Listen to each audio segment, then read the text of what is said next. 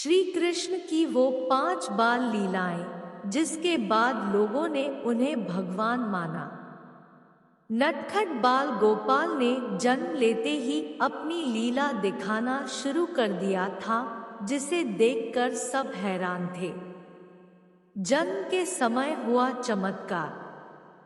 श्री कृष्ण ने कंस के कारावास में जन्म लिया और इनका जन्म होते ही कारावास के दरवाजे खुल गए और प्रहरी गहरी नींद में सो गए। आकाशवाणी हुई कि बाल गोपाल को नंद के घर पहुंचा दे और नंदराय की नवजात कन्या को लेकर आ जाए। ये थी कृष्ण की पहली अद्भुत लीला। पूतना को दी सजा। पौराणिक कथा के अनुसार कंस ने कृष्ण को मारने के पूतना को भेजा। पूतना भेष बदलकर आई, लेकिन बाल गोपाल उसे पहचान गए। जब पूतना ने अपने वक्ष पर विष लगाकर कान्हा को दुग्धपान कराया, तो कृष्ण ने उसके वक्ष से ही प्राण खींच लिए और राक्षसी पूतना का वध कर दिया।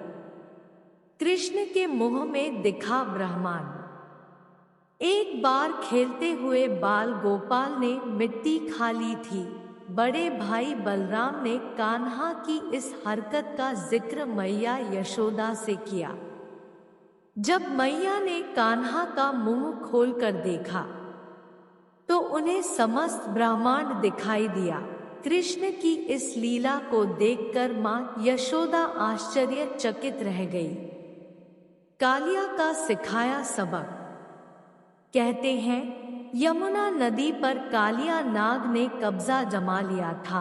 उसके जहर से यमुना काली पड़ गई थी। एक बार खेलते हुए कान्हा की गेंद नदी में चली गई। उसे लाने के लिए कृष्ण नदी में कूद पड़े। कान्हा और कालिया नाग के बीच भयंकर युद्ध हुआ। कृष्ण लीला देखकर कालिया नाग उनके आगे झुक गया, जिसके बाद वह उसके फन पर नाचने लगे।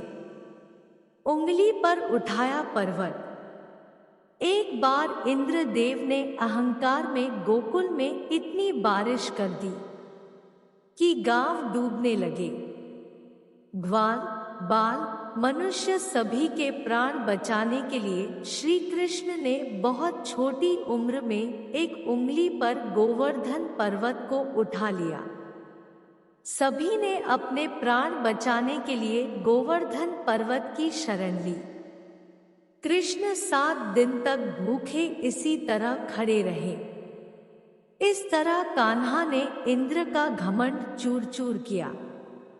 कृष्ण की इस लीला को देखकर सब हैरान थे।